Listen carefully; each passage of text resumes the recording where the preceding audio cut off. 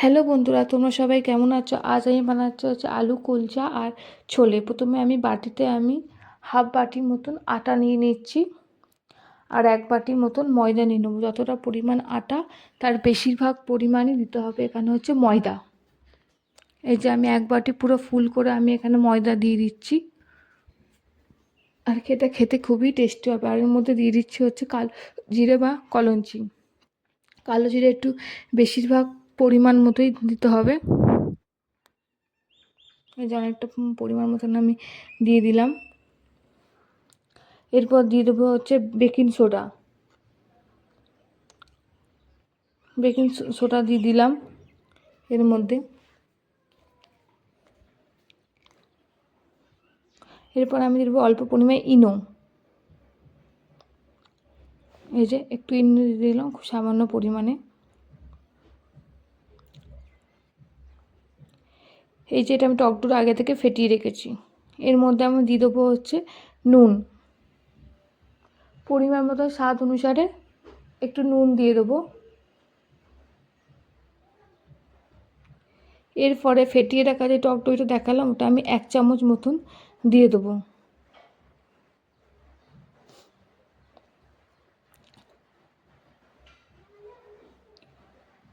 এরপরে একটু ঘি আছে, একটু ঘি দিয়ে দেবো।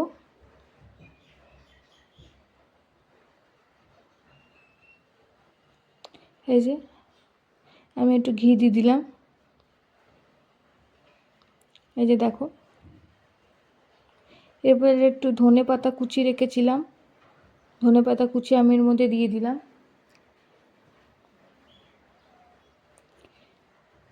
এরপরে আমি সিদ্ধ করা আলু রেখেছি, আধখানা আলু হবে এরকম, বড় আলু আধখানা। আমি এটাকে একটু হাতে চটকে ওর মধ্যে দিয়ে দিলাম। পুরোটাকে আমি হাতে ভালো করে ওটাকে মাখিয়ে নেব। এই যে আমি খুব ভালো করে হাতে আমি এগুলো মাখিয়ে নিচ্ছি। মাখিয়ে ভালো করে এটা ভালো করে এর মধ্যে একটু দিয়ে দেবো হচ্ছে গরম অল্প একটু দুধ দিয়ে দেবো।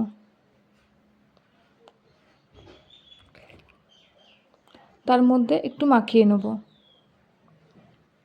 এরপরে একটু আমি গরম জল করে রেখেছি একটা গ্লাসে, অল্প একটু সামান্য পরিমাণ আমি একটু জল দিয়ে দেবো। দিয়ে এটাকে আমি ভালো করে আমি মাখিয়ে নেবো একসাথে।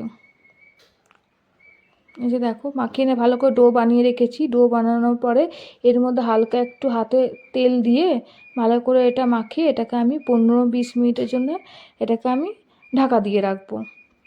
তাতে কী হবে, এটা ফুলবে এবং এটা নরমও হবে।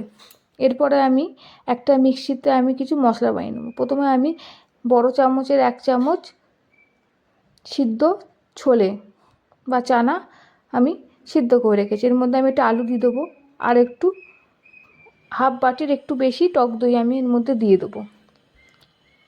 এরকমভাবে করলে খুবই টেস্টি হবে। টমেটো দিয়ে দেবো এর মধ্যে। দিয়ে আমি একটা মশলা তৈরি করে নিলাম। এই যে আমার মশলাটা হয়ে গেল। এরকমভাবে করলে খেতে খুবই টেস্টি হবে। এটা ধাবা স্টাইলের মতন হবে। ধাবাতে এরকমই করে, বড় বড় ধাবায়। এর মধ্যে আমি দিয়ে দেবো কড়াইতে আমি তেল দিয়ে দেবো। তেলটা গরম হয়েছে, এর মধ্যে আমি কিছু জিনিস আমি দিয়ে দেবো, যেমন হচ্ছে জিরে, গোটা জিরে দিয়ে দেবো অল্প। কারি পাতা আছে, কারি পাতা আমি এর মধ্যে দিয়ে দেবো। একটু আদা বেটে রেখেছি, আদা বাটা দিয়ে দেবো।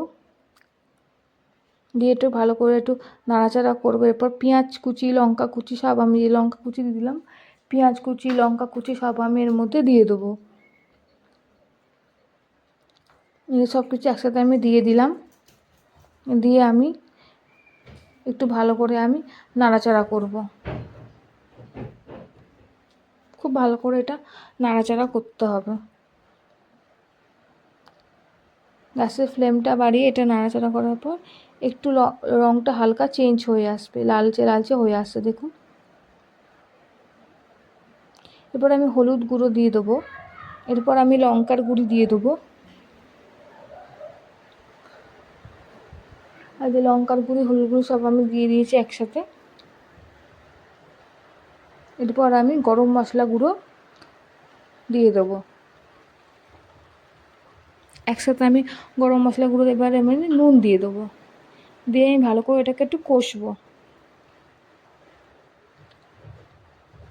এরপরে যে মশলাটা আমি বানিয়ে রেখেছিলাম সে মশলাটা আমি দিয়ে দেবো, দিয়ে আমি ভালো করে এটা কষতে থাকবো। খুব ভালো করে এটা কষতে হবে।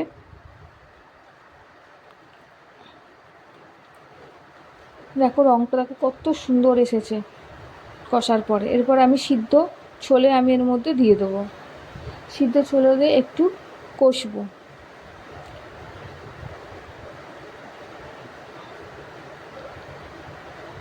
এই যে আমি কষলাম, একটু জল দিয়ে দিলাম এর মধ্যে, জল দিয়ে একটু নাড়াচাড়া করলাম। খুব ভালো করে এটা নাড়াচাড়া করা হলো। দেখুন উপরে আমি ধনেপাতা দিয়ে ডেকোরেশন করে দিয়েছি। দেখো কত সুন্দর দেখতে লাগছে, আর সেন্টটাও খুব সুন্দর এসছে। এরপর বানাবো কুলচা। প্রথমে আমি আটার গোল্লা বানিয়ে নিয়েছি। আটার গোল্লাটাকে আমি বেলে নিচ্ছি, খুব হালকাভাবে বেলতে হবে, গোল গোল করে। এই যে দেখো আমি বেলে নিচ্ছি, পরপর গোল করে বেলে নিলাম। বেশি চেপে বেলা যাবে না, হালকা করে। এরপরে আমি একটা তাওয়ার মধ্যে তেল দিয়ে দিচ্ছি, অল্প তেল, বেশি তেল না দিলেও চলবে। দিয়ে আমি এর উপরে আমি কুলচাটা আমি দিয়ে দেবো। এই যে একটা একটা করে কুলচা আমি দিয়ে দেবো, দিয়ে গ্যাসের ফ্লেমটা লো করে আমি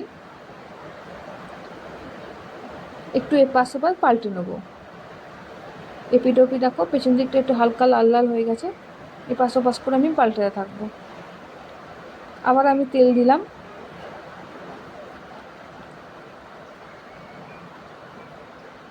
তেল দেওয়ার পর আমি আবার একটা কুলচা দিয়ে দেবো এর মধ্যে,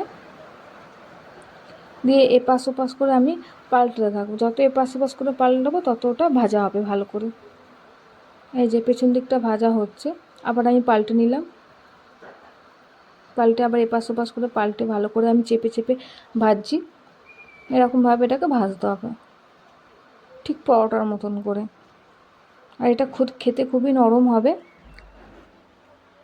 আপনারা রাতে খেতে পারেন। এটা ধাবার মতন দেখতে হবে, ধাবা স্টাইলে এটা বানানো হচ্ছে। ধাবাতে ঠিক এরকমভাবেই বানানো হয়। দেখুন এপাশ ওপাশ করে চেপে চেপে আমি পাল্টে নিচ্ছি। প্রত্যেকটা কুলচা এরকমভাবে এপাশ ওপাশ করে পাল্টে পাল্টে ভাজতে হবে।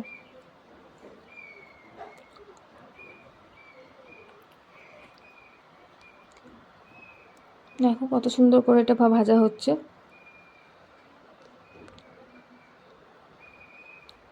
হয়ে গেল এটা আমার ভাজা। এরপর ঠিক আবার তেল দেবো, তেল দিয়ে আমি অল্প অল্প করে তেল দিতে হবে। তেল দিয়ে আবার আমি এটা কুলচা দিয়ে দেবো, কুলচা দেওয়ার পর এপাশ ওপাশ করে আমি আবার পাল্টে নেবো। এই যে পাল্টে নিলাম, দেখো পেছন দিকটা কি সুন্দর লাল হয়ে গেছে।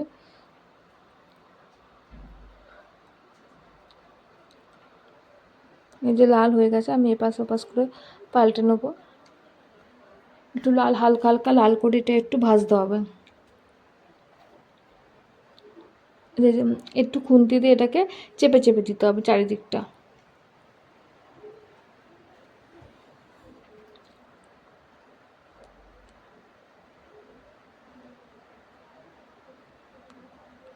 হয়ে গেছে আমার ভাজা। এরপরে আমি খাবো।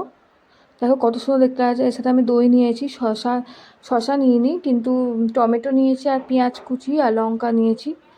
এবার আমি এটা খাবো। দেখুন খেতে এত টেস্টি হয়েছে কি বলবো। আমার মুখের রিয়াকশান দেখে আপনারা বুঝতে পারবেন এটা নরম, কত সুন্দর নরম হয়েছে এটা। দেখো মুখের রিয়াকশান দেখে তোমরা বুঝতে পারছো কত টেস্টি খেতে হয়েছে এটা। আর ছোলেটা তো ব্যাপক টেস্টি হয়েছে। ধাবাতে ঠিক